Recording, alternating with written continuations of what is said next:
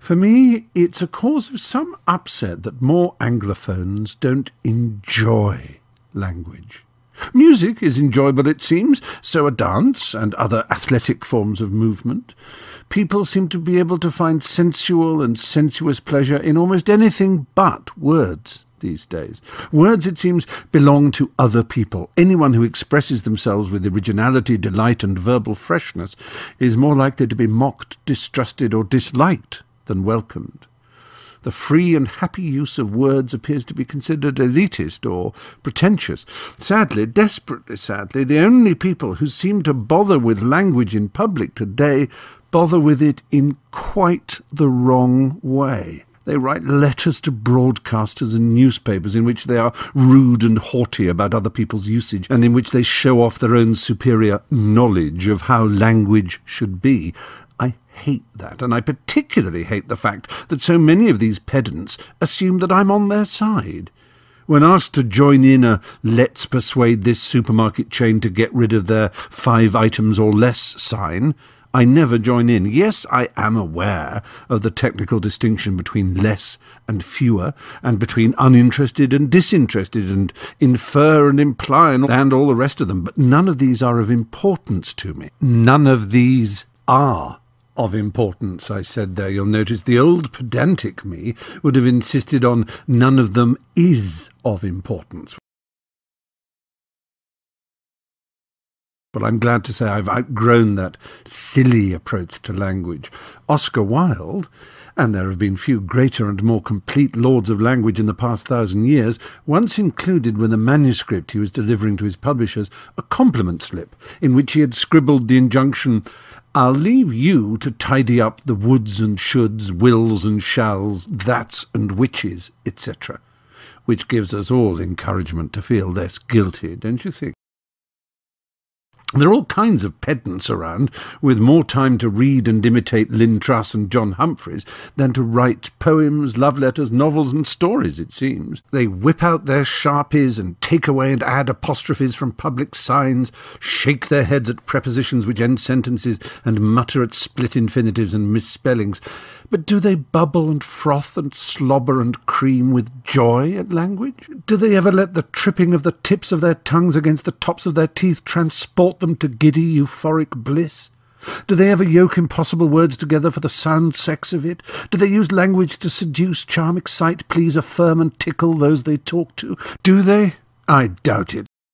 They're too farting busy sneering at a greengrocer's less-than-perfect use of the apostrophe. Well, sod them to Hades. They think they're guardians of language. They're no more guardians of language than the Kennel Club is the guardian of dog kind. And the worst of this sorry bunch of semi-educated losers are those who seem to glory in being irritated by nouns becoming verbs. How dense and deft a language development do you have to be? If you don't like nouns becoming verbs, then for heaven's sake avoid Shakespeare, who made a doing word out of a thing word every chance he got. He tabled the motion and chaired the meeting in which nouns were made verbs. I suppose new examples from our time might take some getting used to. He actioned it that day, for instance, might strike some as a verbing too far, but we've been sanctioning, envisioning, propositioning and stationing for a long time, so why not actioning? Because it's ugly, whinge the pedants. Well, it's only ugly because it's new and you don't like it. Ugly in the way Picasso, Stravinsky and Eliot were once thought ugly, and before them Monet, Mahler and Baudelaire. Pedants will also claim, with what I'm sure is eye-popping insincerity and shameless disingenuousness, that their fight is only for clarity. Well, this is all very well, but there's no doubt what, for example, 5 items or less means.